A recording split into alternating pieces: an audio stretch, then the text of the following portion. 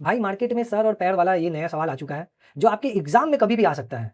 Video को stop करना और पहले सवाल को खुद से सॉल्व करना, उसके बाद वीडियो फिर से प्ले करके हमारा सॉल्यूशन देखना कि हमने कितनी क्रिस्टल क्लियर तरीके से सवाल को समझा रखा है। सवाल में बोला है एक चिड़ियाघर में 32 बत्तख हैं, 41 भेड़ हैं, 7 घोड़े हैं और कुछ कौवे भी हैं।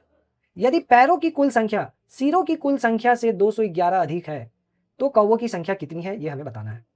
भाई जितने भी जानवर होते हैं ना, या जितने भी जीव होते हैं ना, सबका एक ही सर होता है, एक ही हेड होता है, पर सभी के पास पैरों की संख्या अलग अलग हो सकती है।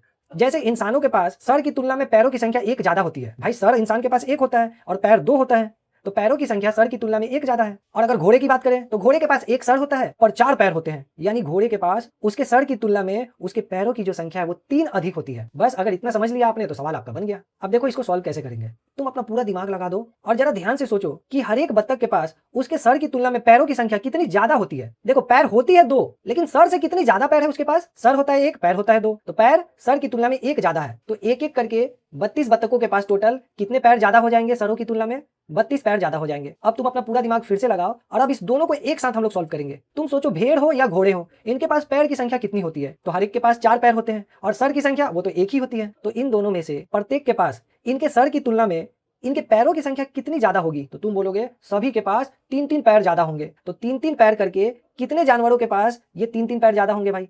तो 41 भेड़ हैं और 7 घोड़े हैं, 41 और 7 48 यानी 48। तो इतने जानवरों के पास 3-3 पैर ज्यादा होंगे, तो टोटल कितने पैर ज्यादा हो जाएंगे ये इसको अब हम लोग सॉल्व कर लेंगे। ये है 3 का टेबल 50 बार, जिसमें से 3 का टेबल 2 बार घटा दिया तो ये सॉल्व होकर के आ जाएगा 3 का टेबल 50 - 2 यानी 48 बार। और कितना हो जाएगा ये? 144। तो 32 बत्तख, 41 भेड़ और 7 घोड़े, यहीं तक हमें सरों की तुलना में पैरों की संख्या कितनी ज्यादा मिल गई? 176।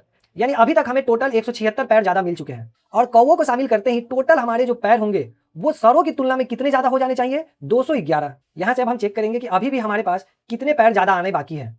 211 पैर ज्यादा होने चाहिए थे, टोटल 176 पैर ज्यादा आ चुके हैं। अभी भी कितने पैर बाकी हैं? तो ये घटाएंगे तो हमें पता चलेगा 11 में से 6 गया 5 और यहाँ 10 में से 7 गया 3 आ जाएगा। यानी अभी भी 35 पैर एक्स्ट्रा होने बाकी हैं। ये 35 पैर एक्स्ट्रा तभी होंगे जब हम कौवे को शामिल करेंगे। फिर से तुम अपना पूरा दिमाग लगा दो और सोचो कि एक कौवे के पास उसके सर की तुलना में पैरों की संख्या कितनी ज्यादा होती है। कौवे के 2 पैर होते हैं, 1 सर होते हैं, यानी कौवे के पास उसके सर की तुलना में 1 पैर ज्यादा होता है। एक कौवे के पास उसके सर की तुलना में 1 पैर ज्यादा। 2 कौवे को शामिल करेंगे तो दूसरे वाले के साथ भी सेम केस होगा। और इसी तरीके से 35 कौवे अगर हम लोग शामिल कर देंगे तो हमें 35 पैर और ज्यादा मिल जाएंगे। इसका मतलब इस सवाल में कौवे की संख्या कितनी होनी चाहिए? 35 होनी चाहिए। इसी तरीके से मार्केट में जो भी नए सवाल आते हैं उनको हम पूरे धैर्य के साथ सॉल्व कराते हैं और एकदम डिटेल तरीके से सॉल्व कराते हैं।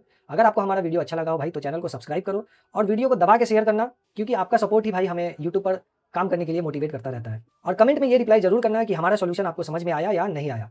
मिलते हैं अगले यूट्यूब शॉर्ट्स में।